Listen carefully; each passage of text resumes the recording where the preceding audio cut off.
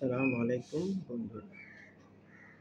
আজকে আমরা আলোচনা করব প্রথমদের একটি টপিক। আমরা প্রথমদের দুইটা টপিক সম্পর্কে আলোচনা করছিলাম। তা হলো ক্রায়োসার্জারি বা সুপার রিয়েলিটি। আমরা প্রথম অধ্যায় থেকে মূলত 6টি টপিক আলোচনা করব। তার মধ্যে 2টি টপিক শেষ হয়ে গেছে। আজ 4টি টপিক বাকি। আজকে 3 নম্বর টপিক শুরু হবে।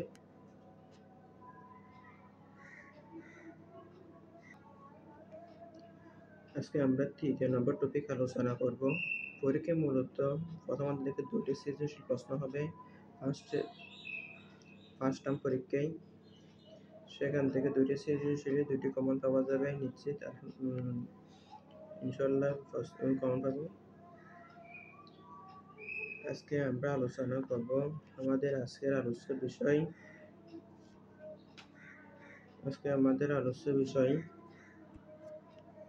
রোবট ও রোবোটিক্স।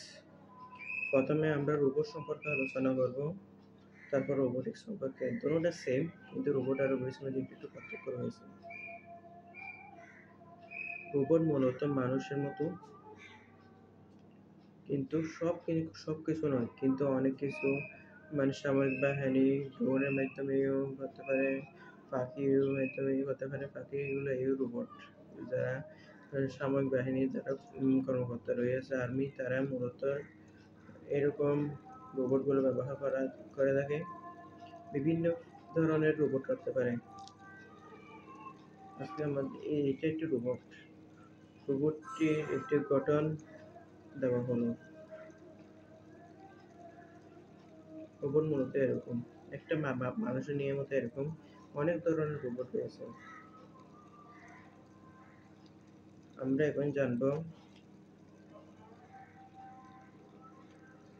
রোবট শব্দটি মূলত এসেছে স্যাকে বলা হয় স্লেভিক। স্যাকটাকে উচ্চারণ বলা হয় স্লেভিক শব্দ থেকে রোবোটা হতে। কোথা থেকে এসেছে? রোবোটা শব্দ হতে মূলত রোবট শব্দটি এসেছে। স্লেভিক শব্দ রোবোটা হতে। রোবোটা হতে মূলত রোবট শব্দটি এসেছে। রোবট অর্থ হলো শ্রমিক, ফোর্সড লেবার। মনে হতে হয় শ্রমিক, দাস বা কর্মী। রোবট শব্দের অর্থ কি? শ্রমিক, দাস বা কর্মী। শ্রমিক, দাস বা কর্মী। রোবট শব্দটির বাংলা অর্থ। রোবট শব্দটির বাংলা অর্থ হলো যন্ত্রমানব। রোবট শব্দটির বাংলা অর্থ কি? যন্ত্রমানব। রোবট শব্দটির বাংলা অর্থ কি? যন্ত্রমানব। তা অবশ্যই মনে রাখতে হবে, যন্ত্রমানব।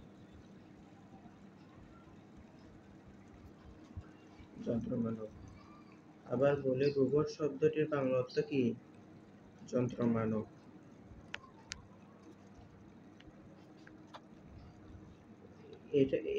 যাকে দেখা যাচ্ছে ইনি একজন রোবটের প্রবক্তা। মানে রোবটের আইকন, মানে চিত্র, বা রোবট কিরকম হতে পারে তা এই ব্যক্তি বিশ্লেষণ দিয়েছিলেন। ওর নাম কি এখন আমরা জানবো। এই প্রবক্তাটার নাম হলো রোবট প্রবক্তা ক্যারেল ক্যাপেক। রোবটের প্রবক্তা ক্যারেল ক্যাপেক। অবশ্যই মনে রাখতে হবে, ক্যারেল ক্যাপেক। উনি মূলত রোবটের প্রবক্তা ক্যারেল ক্যাপেক।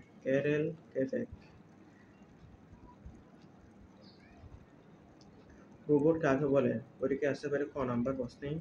এবং উচ্চতর দক্ষতা এবং প্রয়োগে মূলত রোবট সম্পর্কিত কোয়েশ্চেন হতে পারে, সেখানে বলতে হবে।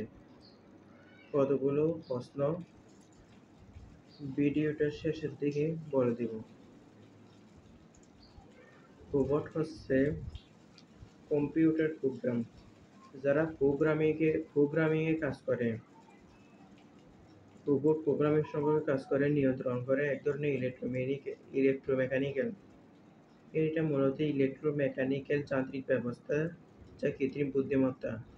মানুষের মানুষ যেভাবে বুদ্ধি দিয়ে কাজ করে এরকম একটি ডিভাইস রোবটদের মধ্যে দিয়ে থাকে। কৃত্রিম বুদ্ধিমত্তা ব্যবহার করে মানুষ যেভাবে কাজ করে সেভাবে কাজ করতে পারে রোবট মূলত। রোবট সেরকম কাজ করতে পারে।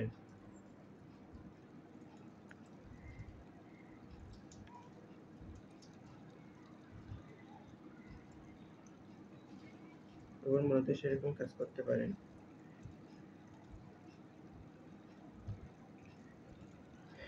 বলা যায় রোবট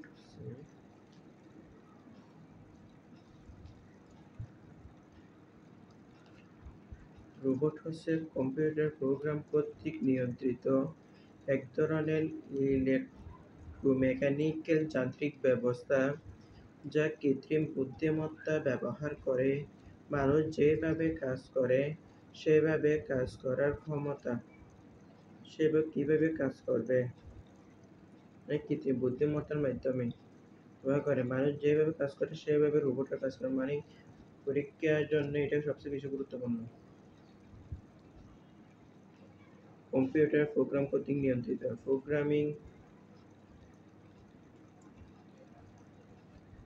ইলেক্ট্রোমেকানিক্যাল ইলেক্ট্রোমেকানিক্যাল সবসময় মনে রাখতে হবে ইলেক্ট্রোমেকানিক্যাল।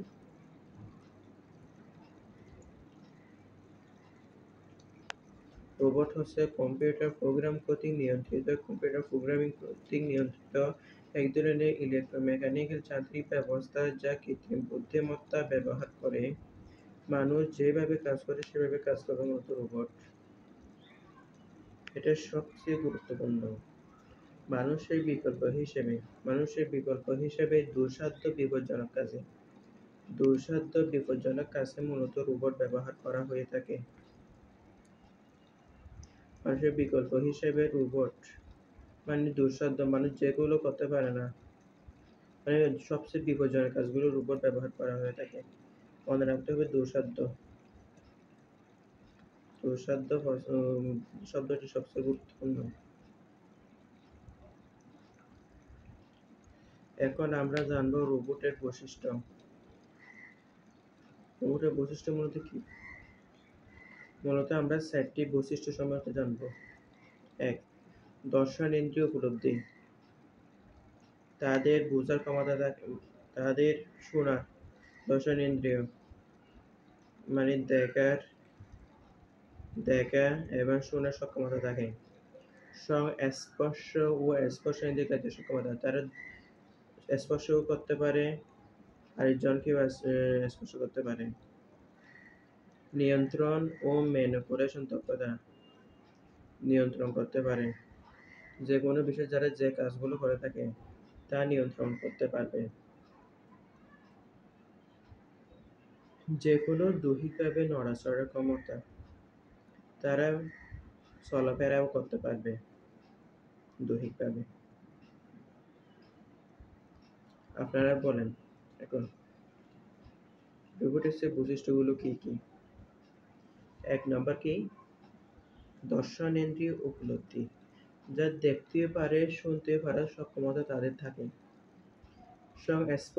স্পর্শকার্য সক্ষমতা, তারা স্পর্শ করতে পারে, একজনকে স্পর্শ করতে পারবে। 3 নম্বর কি? নিয়ন্ত্রণ ও ম্যানিপুলেশনের নিপুণতা। 4 নাম্বারটা মূলত কি? 4 নাম্বারটা হলো দৈহিকভাবে নড়াচড়া করার সক্ষমতা। এখন আমরা আলোচনা করব এগুলো সবচেয়ে গুরুত্বপূর্ণ, এই মানগুলো সবচেয়ে গুরুত্বপূর্ণ এবং আমি যেগুলো এখানে স্লাইডে দেখাচ্ছি সবগুলো একটা একটা সবচেয়ে গুরুত্বপূর্ণ প্রশ্ন। এমসিকিউ গুলো দেবো, সবগুলো আসতে পারে। এখন জানব সকল রোবটের কাজের দ্বারা একটা রোবটকে তৈরি করা হয়েছে মূলত। এটার মধ্যে কি কি কাজ করা হবে তা আগে থেকে নির্ধারণ করতে হবে।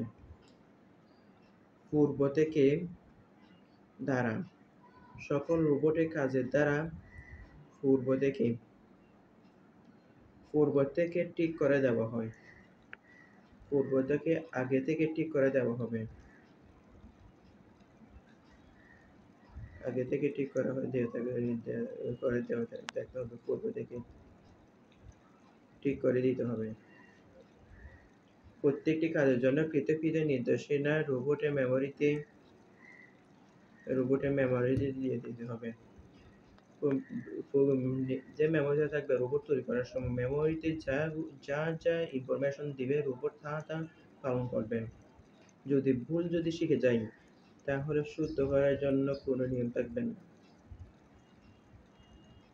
সকল রোবটিক কাজের দ্বারা পূর্ব থেকে ঠিক করে দেওয়া হয়।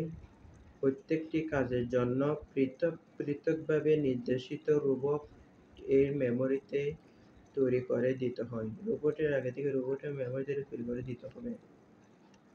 আরেকটি, প্রতিটি রোবট তাকে দেওয়া নির্দেশিত কাজটি শুধুমাত্র করতে সক্ষম। প্রতিটি রোবটকে যা কাজ দেওয়া হবে তাকে দেওয়া নির্দেশিত কাজটি রোবটের মেমোরিতে যে কাজটি তৈরি দিয়ে থাকবে, যে সংযুক্ত করে দিবে, শুধুমাত্র তা করতে সক্ষম হবে রোবট। এটা হলো সবচেয়ে রোবট এটা সক্ষম, আর কিছু করতে পারবে না। যা মেমোরিতে সংযুক্ত করে দিবে তাই করতে পারবে রোবট মূলত। প্রতিটি রোবট তাকে দেওয়া নির্দেশিত কাজটি শুধুমাত্র করতে সক্ষম।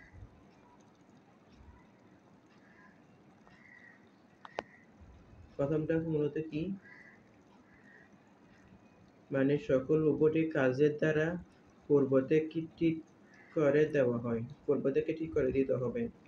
প্রত্যেকটি কাজের জন্য পৃথকভাবে নির্দেশিত রোবট মেমোরিতে দিতে হবে। তারপরটি হলো প্রতিটি রোবট তাকে দেয়া নির্দেশিত কাজটি শুধুমাত্র করতে সক্ষম। পৃথিবীর প্রথম আবিষ্কৃত রোবটের নাম কি? প্রশ্নে আসতে পারে। নামটি হলো ইউনিমেট।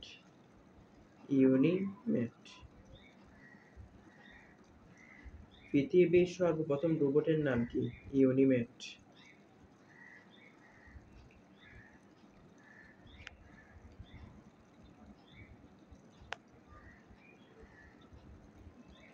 আপনাদেরকে বলতে হবে এখন পৃথিবীর সর্বপ্রথম আবিষ্কৃত রোবটের নাম কি? ইউনিমেট।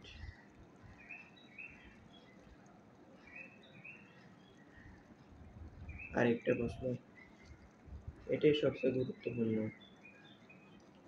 সর্বপ্রথম প্রোগ্রামেবল রোবট আবিষ্কার করেন জর্জ ডেবল।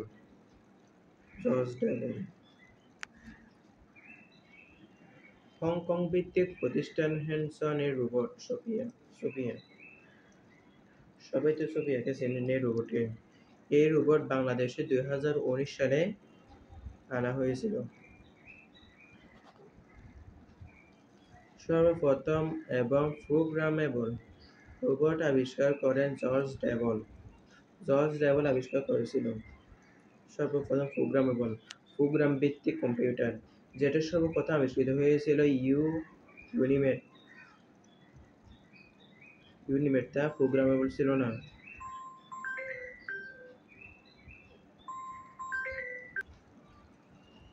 প্রোগ্রামের সর্বপ্রথম ও প্রোগ্রামেবল রোবট আবিষ্কার করেন জর্জ ডেবল। এটা মনে রাখুন, জর্জ ডেবলকে মূলত সর্বপ্রথম প্রোগ্রামেবল রোবট আবিষ্কার করেন জর্জ ডেবল। তিনি কোথায় চাকরি করতেন? হংকং ভিত্তিক প্রতিষ্ঠান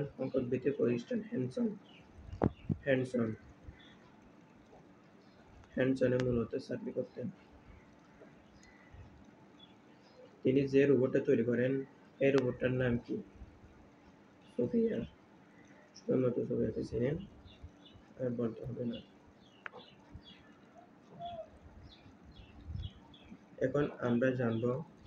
এখন আমরা রোবট সম্পর্কে বিস্তারিত শেষ।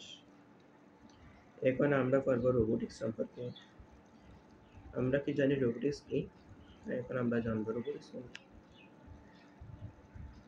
রোবোটিক্স হলো প্রযুক্তির যে শাখায় নকশা, গঠন, বৈশিষ্ট্য ও কাজ এবং উৎপাদন সংক্রান্ত বিষয় নিয়ে কাজ করা হয়, সেই শাখাকে রোবোটিক্স বা রোবট বিজ্ঞান বলে। এটা প্রশ্নে আসতে পারে, রোবোটিক্সের অপর নাম কি? অপর নাম হবে রোবট বিজ্ঞান। রোবোটিক্সের অপর নাম কি? বলতে হবে রোবট বিজ্ঞান।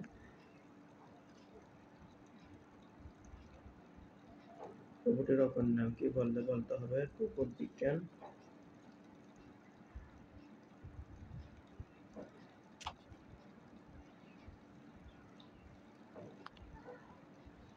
এই রোবটের অপর নাম কি বললে আমাদের বলতে হবে রোবট বিজ্ঞান সম্পর্কে। এই রোবোটিক্সের অপর নাম হলো রোবট বিজ্ঞান। রোবোটিক্সের অপর নাম হলো রোবট বিজ্ঞান।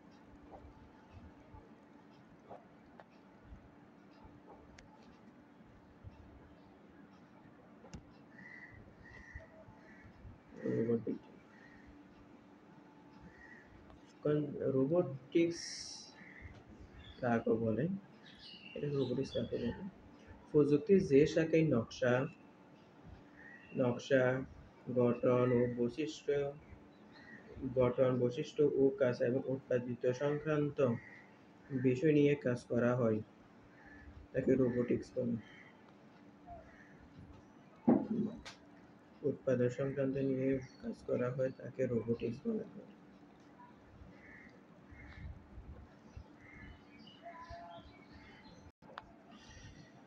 আমরা আলোচনা করছিলাম মূলত প্রযুক্তির যে শাখায় নকশা, গঠন, বৈশিষ্ট্য ও কাজ এবং উৎপাদন সংক্রান্ত বিষয় নিয়ে কাজ করা হয়, এগুলো নিয়ে কাজ করা হবে, সেগুলো মূলত রোবোটিক্স অথবা রোবট বিজ্ঞান। মানে নকশা, বৈশিষ্ট্য ও কাজ, এই তিনটা এবং উৎপাদন,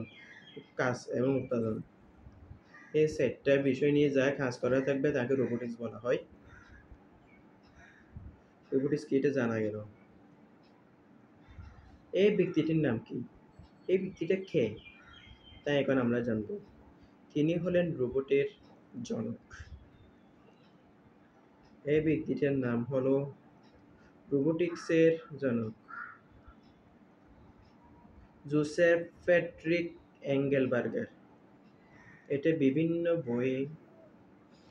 বইয়ে এরকম থাকবে এবং অন্যান্য বইয়ে অ্যাঙ্গেলটাকে একসাথে এ জফলা আকার গ একার বমিন্দ্র ল, মানে এরকম করে বিভিন্ন বই এরকম থাকে, আর অন্যান্য বইয়ে অ্যাঙ্গেল বার্গারটা অন্যান্য।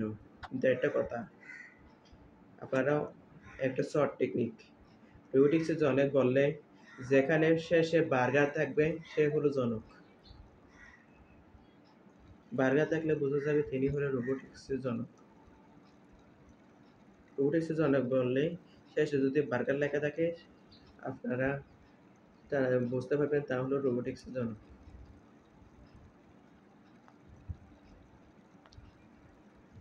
রোবোটিক্সের জনক হলো জোসেফ ফ্রেডরিক এঙ্গেলবার্গার। বুঝতে হলো? আমি আবার বলছি, আপনারা এই ছবিটা দেখে আপনারা নাম বলবেন এখন। এই ব্যক্তিটির নাম হলো রোবোটিক্সের জনক জোসেফ জোসেফ ফ্রেডরিক এঙ্গেলবার্গার। আবার এই ব্যক্তিটাকে, সে হলো জোসেফ ফ্রেডরিক এঙ্গেলবার্গারের সহকারী। তিনি মূলত সোফিয়া যে রোবট আছে তার উদ্ভাবক। রোবোটিক্স মেয়েটা, ওর নাম হলো জর্জ ডেবেল। এখানে ডেবেল হবে, এটা ডেবেল হবে না।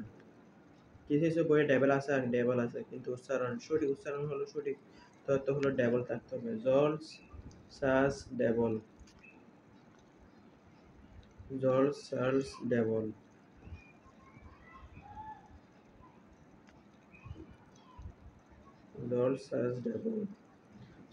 চার্জেবল কিউ রোবোটিক্সের জনক হিসেবে স্বীকৃতি দেওয়া হয়। স্বীকৃতি দিয়েছে রোবোটিক্সের জনক হিসেবে।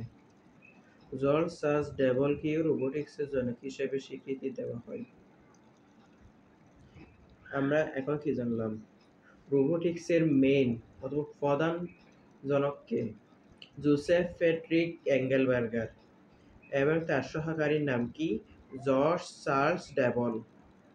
তাকেও রোবোটিক্সের জনক হিসেবে স্বীকৃতি দেওয়া হয়।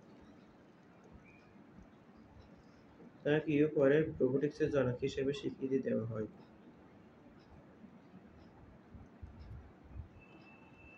আমরা এখন জানবো একটি রোবট তৈরি করতে একটা রোবটের বিভিন্ন অংশ থাকে তা নিয়ে।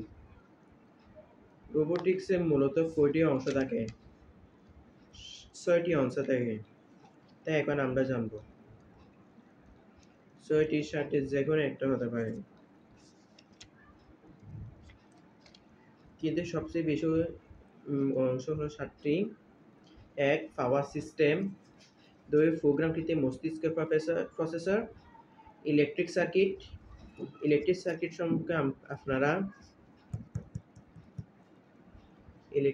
সম্পর্কে আপনারা তৃতীয় অধ্যায়ের NAND gate, OR gate, AND gate, OR gate, NOT gate, NAND gate, NOR gate, XOR gate, XNOR gate, এই 7টা গেটে মূলত আপনারা জানবেন গেট সম্পর্কে, ইলেকট্রিক সার্কিট সম্পর্কে। অনুভূতি। Movable body. অ্যাকচুয়েটর। সবচেয়ে বেশি গুরুত্বপূর্ণ অ্যাকচুয়েটর পরিবর্তন। আপনাদেরকে অবশ্যই অ্যাকচুয়েটরটা সম্পর্কে ধারণা রাখতে হবে। আমরা এখন বলবো একটি সাধারণ রোবটের বিভিন্ন অংশসমূহ কি কি? একটি সাধারণ রোবটের বিভিন্ন অংশ মূলত 7টি অংশ রয়েছে। 7টি। একটি সাধারণ রোবটের বিভিন্ন অংশ মূলত 7টি। তা হলো পাওয়ার সিস্টেম, প্রোগ্রামকৃত মস্তিষ্ক প্রসেসর, ইলেকট্রিক সার্কিট, অনুভূতি, মুভেবল বডি, অ্যাকচুয়েটর, যা সবচেয়ে গুরুত্বপূর্ণ পরিবর্তন। আমরা এই 7টি নিয়ে বিশ্লেষণ করব এখন। প্রথমে চিত্র, তারপর বিশ্লেষণ। সেরকম করে আমরা এখন বিশ্লেষণ করব। শুরু করা যাক প্রথমে পাওয়ার সিস্টেম দিয়ে। এটি একটা কি? ব্যাটারি। এই ব্যাটারিটি মূলত ব্যাটারিগুলো মানে পাওয়ার সিস্টেম।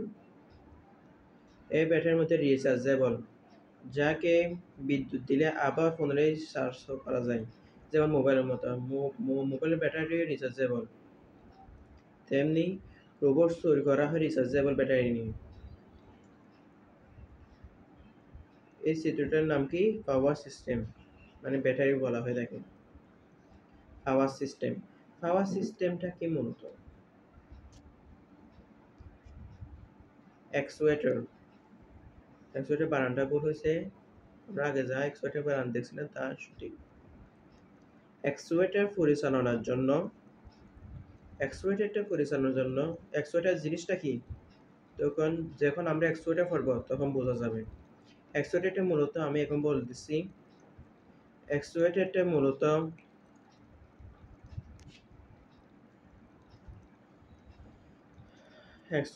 মূলত এক ধরনের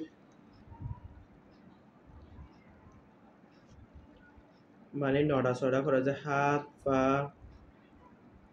মানে দৈহিকভাবে নড়াচড়া করা যায়, মানে যারা রোবট চলাচল করার জন্য যে এক ধরনের যন্ত্র দেওয়া হয় তা মূলত অ্যাকচুয়েটর।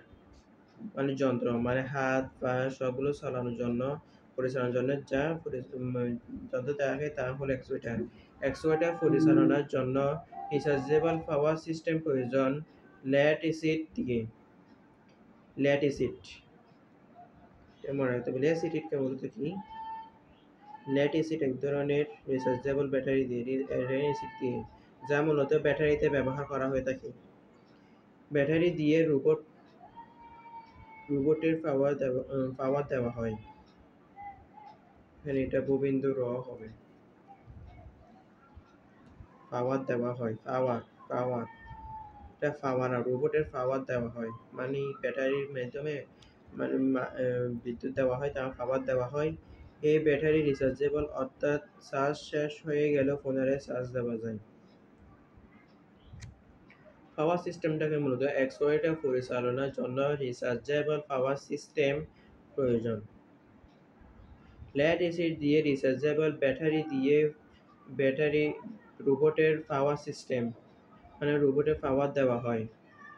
এই ব্যাটারি রিচার্জেবল, অর্থাৎ চার্জ শেষ হয়ে গেলে পুনরায় চার্জ দেওয়া হয়। আমরা এখন পাওয়ার সিস্টেম সম্পর্কে জানলাম। এখন আমরা জানব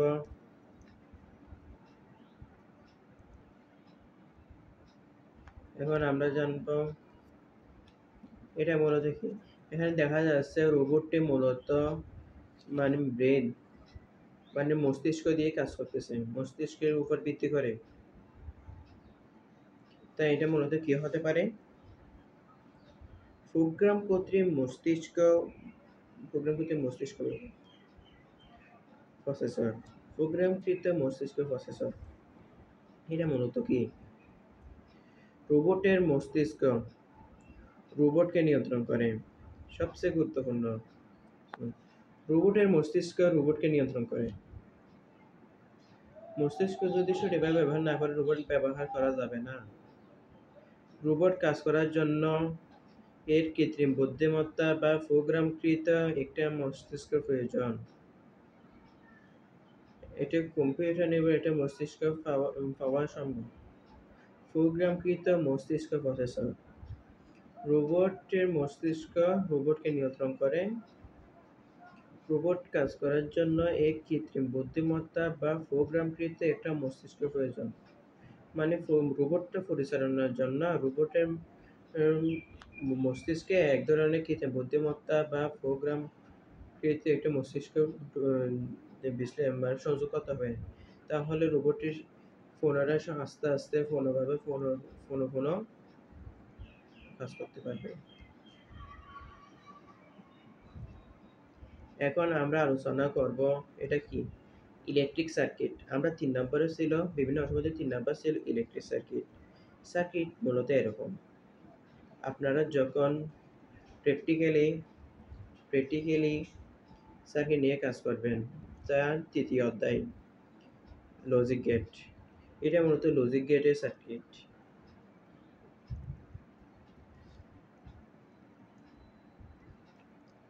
ইলেকট্রিক সার্কিট, রোবটকে বিদ্যুৎ সংযোজন দেওয়ার জন্য ইলেকট্রিক সার্কিট প্রয়োজন। রোবটকে যখন বিদ্যুৎ সংযোগ দেওয়া হবে, চার্জ করা হবে, তখন ইলেকট্রিক সার্কিট প্রয়োজন হবে। ইলেকট্রিক সার্কিট যদি না থাকে, আমরা বাসা বাড়িতে যেখানে থাকি না কেন, বিদ্যুৎ যেখানে যেখানে ব্যবহার করা হয়, সবখানে ইলেকট্রিক সার্কিট প্রয়োজন হবে। ইলেকট্রিক সার্কিট না থাকলে কোনো বিদ্যুৎ সংযোগ দেওয়া সম্ভব নয়। 3 নম্বরটা মূলত কি, ইলেকট্রিক সার্কিট। রোবটকে বিদ্যুৎ সংযোজন দেওয়ার জন্য ইলেকট্রিক সার্কিট প্রয়োজন। বিদ্যুতের সংযোগ দেওয়ার জন্য ইলেকট্রিক সার্কিট প্রয়োজন। এটা মূলত কি, তাই এখন আমরা জানবো অনুভূতি, মানে কেমন কাজ করতেছে, স্পর্শ করতেছে, তার অনুভূতি। মানে রোবটের ভিতরে যা কাজ করে তার মানে অনুভূতি। অনুভূতি যেমন মানুষের একটা বিশেষ বৈশিষ্ট্য, তেমন রোবটের একটি বিশেষ উপাদান। অনুভূতি রোবটের একটি বিশেষ উপাদান। যেকোনো উদ্দীপনায় সাড়া দেওয়ার জন্য রোবটের অনুভূতি প্রয়োজন।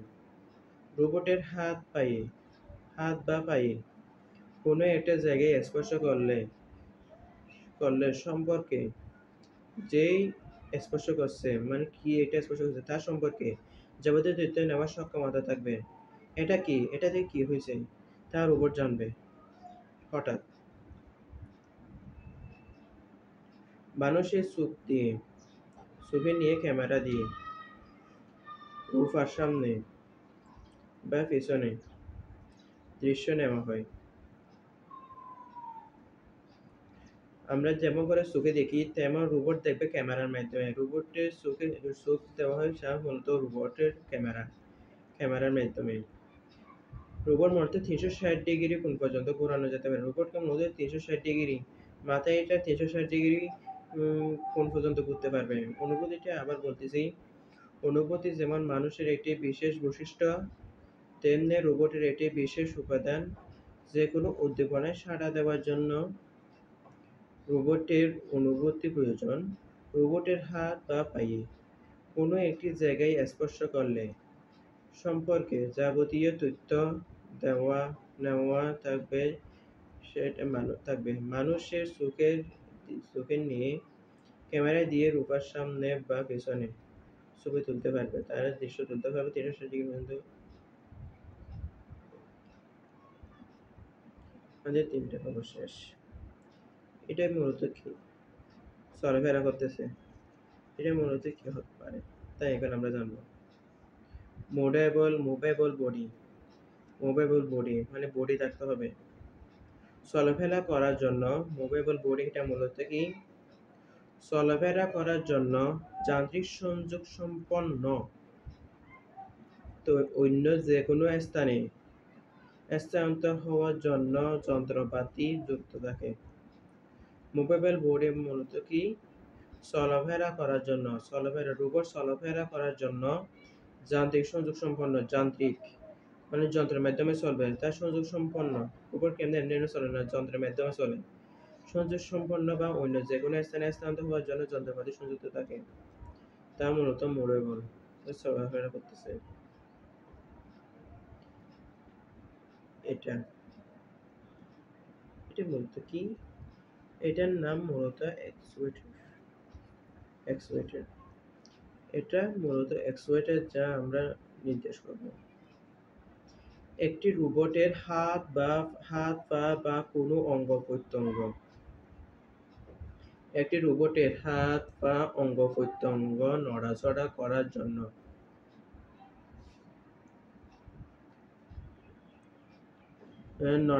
করার জন্য বৈদ্যুতিক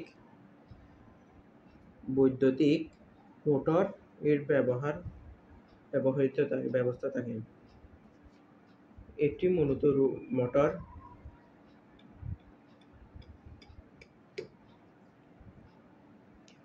দিয়ে এই যন্ত্রটি ব্যবহার করতেছে। দেখেন এই এক্সুয়েটারটা একটি রোবটের হাত পা বা কোনো অঙ্গ প্রত্যঙ্গ নড়াচড়া করার জন্য বৈদ্যুতিক মোটর ব্যবহার করে। এক্সুয়েটার মূলত বৈদ্যুতিক মোটর ব্যবহার করা হয়ে থাকে। এক্সুয়েটারের কাজ জিনিসটা আপনারা এখন বুঝতে পারলাম। একটি রোবটের হাত পা বা কোনো অঙ্গ প্রত্যঙ্গ নড়াচড়া করার জন্য। এখন পরিবর্তন বিশ্লেষণ করব। একটি রোবটের আশপাশের বস্তুগুলোর অবস্থান পরিবর্তন বা বস্তুটি পরিবর্তন করার পদ্ধতি। পরিবর্তন কাকে বলে? একটি রোবটের আশপাশে বস্তুগুলোর অবস্থান পরিবর্তন বা বস্তুটি পরিবর্তন করার পদ্ধতিকে পরিবর্তন বলে। রোবট হাত পা এই ধরনের পরিবর্তনের যাবতীয় কাজ করে থাকে। প্রতিটি রোবটের হাতে কতগুলো আঙ্গুল থাকবে যা নড়াচড়া করে এবং বস্তু ধরতে পারবে। এর সাহায্যে সামনে, পেছনে বা ডানে বামে চলাচল করতে পারবে। পরিবর্তনটা এই জিনিস মানে রোবটের হাত পা এই ধরনের পরিবর্তনের যাবতীয় কাজ করে থাকে। প্রতিটি রোবটের হাতে কতগুলো আঙ্গুল থাকবে যা নড়াচড়া করে কোনো বস্তু ধরতে পারবে। এই সাহায্যে সামনে, পেছনে বা ডানে বামে চলাচল করতে পারবে। এখন আমরা জানব রোবটের ব্যবহার। রোবট কোথায় কোথায় ব্যবহার করা হয় তা আজকে জানব। মূলত ৬টি থেকে ৭টি রোবট ব্যবহার করে থাকে ৭টি পর্যায়ে। এখন আমরা ১ নম্বর দিয়ে শুরু করা যাক। বিপজ্জনক ও ঝুঁকিপূর্ণ কাজে। বিপজ্জনক ও ঝুঁকিপূর্ণ কাজে মূলত রোবট ব্যবহার করা হয়ে থাকে। বিপজ্জনক এবং ঝুঁকিপূর্ণ কাজে তা মূলত কি? আমার চট্টগ্রামে যে টানেল তৈরি করা হয়েছে তাতে মূলত রোবট ব্যবহার করা হয়েছে। তা পানির নিচ দিয়ে মাটির নিচে গর্ত করে এই যে টানেলটা তৈরি করা হয়েছে তাতে পানি না যাওয়ার জন্য রোবট ব্যবহার করা হয়ে থাকে। বিপজ্জনক কাজ, এটি মূলত এক ধরনের যন্ত্র যা বিপজ্জনক কাজে সাহায্য করে। মানুষের পক্ষে যেসব কাজ অত্যন্ত বিপজ্জনক, মানুষের পক্ষে যে সকল কাজ বিপজ্জনক এবং ঝুঁকিপূর্ণ কাজে সেখানে রোবট ব্যবহার করা হয়ে থাকে। যেমন সমুদ্রের নিচে টানেল নির্মাণ। সমুদ্রের নিচে টানেল নির্মাণ করা হয়ে থাকে নিউক্লিয়ার শক্তি কেন্দ্রে খনির অভ্যন্তরের কাজে। যখন খনি থেকে তেল অনেক কিছু উত্তোলন করে থাকে, সমুদ্র থেকে তেল এবং খনি উত্তোলন করা থাকে, সেখানে মূলত রোবট ব্যবহার করা হয়ে থাকে। এরকম মানুষের পক্ষে কিন্তু সম্ভব না, তা রোবটের মাধ্যমে করা হয়ে থাকে। আমরা প্রথমে কি পড়েছিলাম? প্রথম ব্যবহারটা কি? বিপজ্জনক এবং ঝুঁকিপূর্ণ কাজ। বিপজ্জনক এবং ঝুঁকিপূর্ণ কাজে মূলত মানুষের পক্ষে যেসব কাজ অত্যন্ত বিপজ্জনক তাতে ঝুঁকিপূর্ণ তাদের উপর ব্যবহার করা হয়। সমুদ্রের নিচে টানেল নির্মাণ, আমরা আলোচনা করছিলাম যা মূলত বিপজ্জনক এবং ঝুঁকিপূর্ণ কাজ। এখন আমরা জানবো সূক্ষ্মাতি সূক্ষ্ম কাজ। আমরা এখন আলোচনা করব সূক্ষ্মাতি সূক্ষ্ম কাজে মূলত রোবোটিক্সের ব্যবহার। সূক্ষ্মাতি সূক্ষ্ম কাজ মূলত কি? সূক্ষ্মাতি সূক্ষ্ম কাজ, সূক্ষ্মাতি সূক্ষ্ম কাজ মূলত কি? একদম নিখুঁতভাবে কাজ করে থাকে, তাকে মূলত সূক্ষ্মাতি সূক্ষ্ম কাজ বলা হয়। মানে সার্কিটের কাজগুলো, সার্কিটের সংযোগগুলো একদম সূক্ষ্মাতি নিখুঁতভাবে করতে হবে, মূলত রোবটের মাধ্যমে গঠন করে থাকে। যেসব ক্ষেত্রে সূক্ষ্ম কাজ, অতি সূক্ষ্ম কাজ করা দরকার হয়, যেমন আইসি সার্কিট বোর্ড। আইসি সার্কিট বোর্ড মূলত সার্কিট, ইলেকট্রনিক সার্কিট মূলত আইসি সার্কিট, আই মানে ইলেকট্রনিক সার্কিট বোর্ড। কম্পিউটারের মাদারবোর্ড, কম্পিউটারের যেগুলো মাদারবোর্ড গঠন করে থাকে, মাদারবোর্ড তৈরিতে মূলত রোবট ব্যবহার করা যায় অতি সূক্ষ্ম কাজে, মানে সূক্ষ্মাতি সূক্ষ্ম, মানে যেসব ক্ষেত্রে অতি সূক্ষ্ম কাজ করা দরকার হয়, যেমন আইসি সার্কিট বোর্ড, মানে যেগুলো সূক্ষ্মভাবে যারা মানুষের দ্বারা সম্ভব নয়, মানুষ কি অতি সূক্ষ্মভাবে কাজ করতে পারে? অতি সূক্ষ্মভাবে কাজ করতে পারে না, তাই নিখুঁতভাবে রোবটরা আইসি সার্কিট এবং মাদারবোর্ড তৈরি করে থাকে। 3 নম্বর, শিল্প কারখানা। শিল্প কারখানায় মূলত রোবট ব্যবহার করা হয়ে থাকে। যেমন গাড়ি পরিষ্কার করার সময়, গাড়ি মানে বিদেশ থেকে যখন যানবাহন পরিবহন আনা হয়, তখন তা জোড়া দেওয়ার জন্য রোবট ব্যবহার করা হয়ে থাকে। রোবট মূলত 24 ঘন্টায় কাজ করতে পারে। 24 ঘন্টা কাজ করার জন্য তাদেরকে অতিমাত্রায় বিদ্যুৎ দিতে হবে। যতক্ষণ পর্যন্ত বিদ্যুৎ শেষ হবে না, ততক্ষণ পর্যন্ত তারা কাজ করতে পারবে। বিভিন্ন ধরনের যানবাহনের জন্য তৈরি করার সময় অনেক জায়গায় মানুষ কাজ করে থাকে, মানুষে ক্লান্ত ভাব করে, কিন্তু রোবটের কোনো ক্লান্ত হবে না। তাদেরকে যা কাজ দেওয়া হবে, মেমোরিতে যেটা সেট করা হয়েছে তা করবে। একটা মানুষের একটা গাড়ি তৈরি করতে সময় লাগতো 2 থেকে 3 মাস। রোবটের মাধ্যমে তা 2 থেকে 3 দিনের মধ্যেই তৈরি হয়ে যাবে একটা গাড়ি। যেমন শিল্প কারখানায় ভারী বস্তু নড়াচড়া করানো, পণ্য উৎপাদন, সংযোজন, প্যাকিং এবং পরিবহনের জন্য রোবট ব্যবহৃত হয়। এছাড়াও যানবাহন ও গাড়ি কারখানায় রোবট ব্যবহৃত হচ্ছে। মূলত বিভিন্ন শিল্প কারখানায় ভারী বস্তু নড়াচড়া করানো, যেমন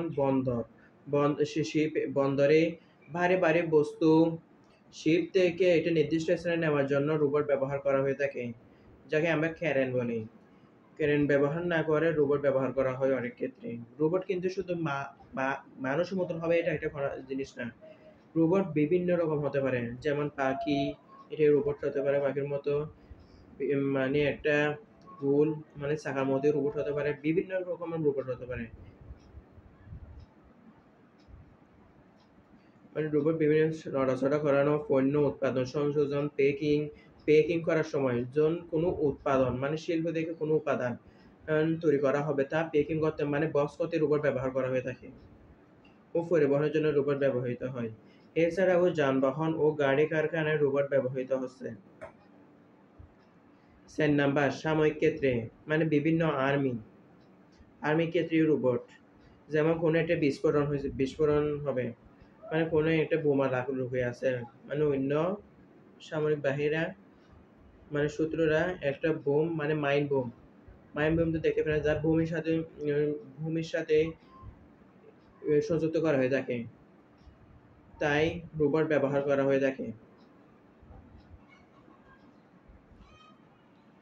এই রোবটের মাধ্যমে মূলত বোমা বিভিন্ন ধরনের সামরিক ক্ষেত্রে সহযোগিতা করে থাকে। বিস্ফোরণ দ্রব্য মানে বোমা, মাইন শনাক্তকরণ, মানে মাইন শনাক্তকরণ, বোমা নিষ্ক্রিয় করার জন্য, নষ্ট করে দেওয়ার জন্য যুদ্ধক্ষেত্রে এবং অন্যান্য মিলিটারি অপারেশনে রোবট ব্যবহৃত হয়। মানে বিভিন্ন দেশে যুদ্ধ করার সময় রোবট ব্যবহার করা হয়ে থাকে। বিস্ফোরণ দ্রব্য, মাইন শনাক্তকরণ, মানে বোমা নিষ্ক্রিয়করণ যুদ্ধক্ষেত্রে এবং অন্যান্য মিলিটারি অপারেশনে রোবট ব্যবহার করা হয়। এখন আমরা যাব মহাকাশ গবেষণায়।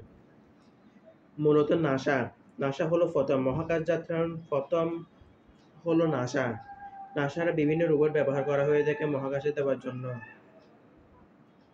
তা এখন আমরা দেখব এই চিত্রটার নাম কি, এই রোবটটির নাম কি, কিউরিওসিটি। এই কিউরিওসিটির মধ্যে মার্স, যেমন মঙ্গল গ্রহে এই রোবটের মাধ্যমে মঙ্গল গ্রহে কি আছে তার ছবি নিয়ে তার রোবট ছবি তুলে তার দেশে পাঠিয়ে দিয়েছিল নাসাতে। সেখানে কি আছে, বাস করার যোগ্য কিনা তা এই রোবট জানিয়ে দিবে কখন কি হচ্ছে। এই রোবটটির নাম হলো কিউরিওসিটি।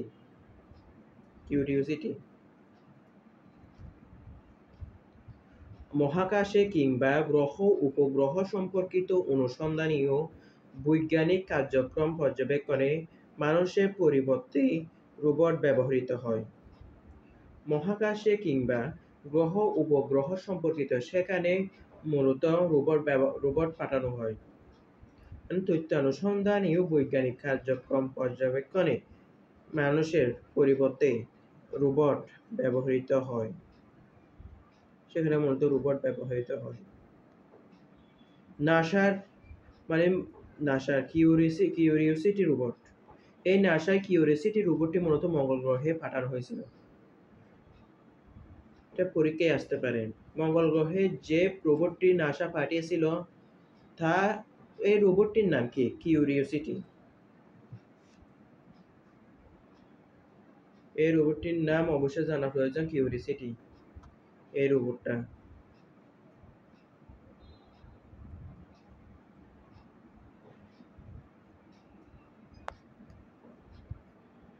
এখন জানবো চিকিৎসা ক্ষেত্রে।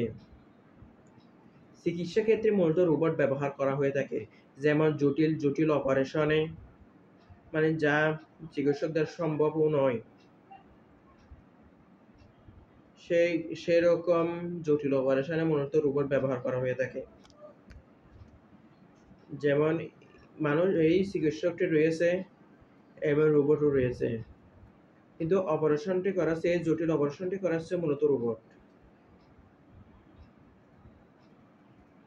এই চিকিৎসক যা যা বলবে তা রোবট তা তা করবে, একদম নিখুঁতভাবে অপারেশনটি করবে রোবট। এই রোবটটাকে মূলত চিকিৎসকরা কি কি করতে হবে তা আগে থেকে মেমোরিতে সেট করে দিছে।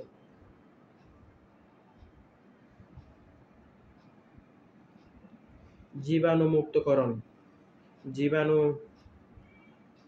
জীবাণু থেকে ছেড়ে যাওয়া, সার্জারি ও ওষুধ বিতরণে, ওষুধ বিতরণের সময় বিভিন্ন ডিসপেন্সারিতে, মানে এখন বাংলাদেশে নেই কিন্তু অন্যান্য দেশে ওষুধ বিতরণের সময় মূলত রোবট ব্যবহৃত হয়, অথবা কাজের উপরে রোবট ব্যবহৃত হয়। জীবাণু মুক্তকরণ, সার্জারি ও ওষুধ বিতরণ ইত্যাদি কাজের উপর রোবট ব্যবহৃত হয়। এই 7 নম্বর শেষ। ঘরোয়া কাজে, এখন তা বিভিন্ন দেশে রয়েছে। আস্তে আস্তে সম্পূর্ণ সারা বিশ্বে ছড়িয়ে পড়বে ঘরোয়া কাজে রোবট। যেমন আমাদেরকে করতে হবে কিন্তু রোবটরা করবে ঘরোয়া কাজ। এখানে দেখা যাচ্ছে এই লোকজনরা একটি রেস্টুরেন্টে রয়েছে, একটা রোবট তাদেরকে খাদ্য সামগ্রী দিচ্ছে। বিভিন্ন রেস্টুরেন্টে মূলত রোবট ব্যবহার করা হয়ে থাকে, কিন্তু বর্তমানে অথবা রেস্টুরেন্টে বিভিন্ন ওয়েটার রয়েছে, তারা সব সময় সারাক্ষণ 24 ঘন্টা কাজ করতে পারে না, তাদের ক্লান্ত হয়ে যায় এবং বেতন রয়েছে তাদের। যদি একজন মালিক, রেস্তোরাঁর মালিক অথবা রেস্টুরেন্টের মালিক যদি চায় রোবট ব্যবহার করে থাকে, তাহলে রোবটদেরকে তা কি কি করতে হবে তা আগে থেকে মেমোরিতে সেট করে দিতে হবে, তাহলে রোবটটা সেই অনুযায়ী কাজ করতে পারবে।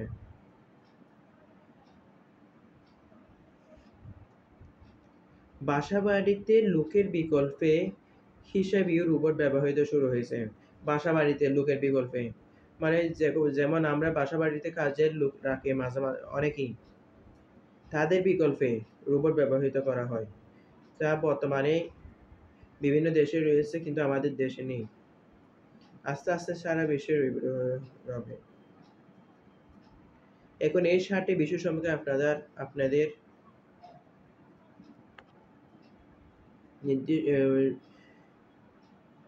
এই 7টি বিষয় সম্পর্কে জানতে পারলেন, তা অবশ্যই মনে রাখতে হবে। এই 7টি বিষয়গুলো কি কি তা আমরা একবার জানবো। প্রথমে পড়ছিলাম আমরা বিপজ্জনক এবং ঝুঁকিপূর্ণ কাজ, শিল্প কারখানা, সূক্ষ্ম কাজে, চিকিৎসা ক্ষেত্রে, ঘরোয়া কাজে, এবং আরো 2টি রয়েছে। এগুলো কি কি? সাময়িক ক্ষেত্রে বা মহাকাশের ক্ষেত্রে, ক্ষেত্রে। এখন আমরা পড়ব রোবটের ব্যবহারের অসুবিধা। রোবট ব্যবহারের অসুবিধাগুলো কি কি? সুবিধা বেশি কিন্তু অসুবিধা একটু কম। অসুবিধাও রয়েছে, সুবিধার তুলনায় অসুবিধা কম। এক হলো রোবট তৈরির প্রাথমিক খরচ খুব বেশি। রোবট তৈরি করতে প্রাথমিক মানে প্রথম কি কি খরচ করতে হবে তা খুব বেশি, এবং প্রাথমিক করতে আরো অনেক আপডেট করতে হবে, তাতে আরো অনেক বেশি খরচ। সমান রোবট তৈরি প্রাথমিক খরচ খুব বেশি। 2, রোবট স্বাধীনভাবে চিন্তা করতে পারে না। আমরা যে বিবেক দিয়ে কাজ করি, যা আমাদের আস্থা আছে, তা মূলত রোবটের নেই। রোবটকে যা সেট করে দিয়েছে মেমোরিতে তাই করবে, যেমন রোবট স্বাধীনভাবে কাজ করবে। রোবট ভুল থেকে শিক্ষা গ্রহণ করতে পারে না, সেটা হলো সবচেয়ে খারাপ দিক। রোবট ভুল করলে তা থেকে শিক্ষা গ্রহণ করতে পারবে না। ৩টা করে আবার বলি, রোবট তৈরির প্রাথমিক খরচ খুব বেশি, রোবট স্বাধীনভাবে চিন্তা করতে পারে না, রোবট ভুল থেকে শিক্ষা গ্রহণ করতে পারে না। ৪ নাম্বার, রক্ষণাবেক্ষণের জন্য দক্ষ জনবল প্রয়োজন। এই রোবটটা ব্যবহারের জন্য যেখানে ব্যবহার করা হবে, এই রোবট ব্যবহার করার জন্য দক্ষ জনবল প্রয়োজন, দক্ষ মানুষ প্রয়োজন। রোবটটাকে সঠিকভাবে পরিচালনার জন্য দক্ষ মানুষ প্রয়োজন। ৫, রোবটকে সার্বক্ষণিক সচল রাখতে হলে অধিক বিদ্যুতের প্রয়োজন হয়। যদি প্রয়োজন ১০ ঘন্টা, ১২ ঘন্টা, ১৪ ঘন্টা যদি চালাতে চান অথবা ২৪ ঘন্টা যদি সংরক্ষণ করতে চান, তাহলে অধিক মাত্রায় বিদ্যুৎ প্রয়োজন হতে হবে। রোবটটিতে বিদ্যুৎ দিতে হবে অধিক মাত্রায়। ৬ নাম্বার, মানুষ কর্মহীন হয়ে পড়ছে কারণ কাজগুলো রোবট দ্বারা সম্পন্ন করা হচ্ছে। এখন মূলত বিভিন্ন দেশে মানুষের কাজ এখন এরকম চলে না, সেখানে মূলত রোবটস ব্যবহার করা হয়। সেজন্য মানুষ সঠিকভাবে চাকরি করতে পারতেছে না মূলত রোবটের কারণে। মানে মানুষের কোনো কাজ থাকবে না, কোনো কর্ম থাকবে না। মানুষ কর্মহীন হয়ে পড়ছে কারণ কাজগুলো রোবট দ্বারা সম্পন্ন হয়। রোবট যেহেতু প্রোগ্রামকৃত ৭ নম্বর, রোবট যেহেতু প্রোগ্রামকৃত যন্ত্র বিশেষ, তাই এই প্রোগ্রাম তৈরি করা কষ্টসাধ্য ও সময় সাপেক্ষ। একটি রোবট তৈরি করতে মানে যারা প্রোগ্রামিং জানে তাদের রোবটটা তৈরি করতে খুব কষ্টও লাগবে, কষ্ট করেও তৈরি করতে হবে এবং সময় প্রয়োজন হবে, খুব সময় প্রয়োজন হবে তৈরি করতে।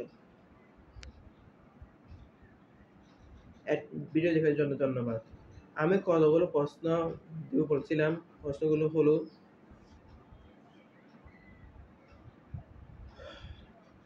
একটা প্রশ্ন, বর্তমানে বিভিন্ন প্রতিষ্ঠান তাদের নিরাপত্তা, আবার বলছি, বর্তমানে বিভিন্ন প্রতিষ্ঠান তাদের নিরাপত্তা, গবেষণা, এমনকি বিনোদনের ক্ষেত্রে মানুষ ব্যবহার সীমিত করে নিয়ে আসছে। মানে এমনকি বিনোদনের ক্ষেত্রেও মানুষের ব্যবহার সীমিত করে নিয়ে আসছে। প্রযুক্তির জগতে এটি চতুর্থ শিল্প বিপ্লব নামে পরিচিত। প্রযুক্তির জগতে এটি চতুর্থ শিল্প নামে পরিচিত। প্রশ্নটা আবার বললাম, বর্তমানে বিভিন্ন প্রতিষ্ঠান তাদের নিরাপত্তা, গবেষণা, এমনকি বিনোদনের ক্ষেত্রে মানুষের ব্যবহার সীমিত করে নিয়ে এসেছে। প্রযুক্তির জগতে এই প্রযুক্তি চতুর্থ শিল্প বিপ্লব নামে পরিচিত। প্রশ্ন হলো, চতুর্থ শিল্প বিপ্লবের ক্ষেত্রে চতুর্থ শিল্প বিপ্লব মানে বিভিন্ন গবেষণা, এই কারণটা কি? প্রযুক্তিটির মূলত কারণটা কি? তা হলো উত্তর হবে রোবোটিক্স। আরেকটা প্রশ্ন, বাংলাদেশের রাজধানীর উদরে তথ্য প্রযুক্তি প্রয়োগে শিল্প কারখানায় স্থাপন করার পরিকল্পনা করা হয়েছে, যেখানে অ্যাকচুয়েটর কথাটি উল্লেখ করা হয়েছে। অ্যাকচুয়েটর বললেই বলা হয়ে যাবে এটা রোবোটিক্সের ব্যবহার। অ্যাকচুয়েটরের সাহায্যে দক্ষ হাতে কম্পিউটার প্রয়োজনীয় যন্ত্রপাতি তৈরি করার মাধ্যমে দেশকে উন্নত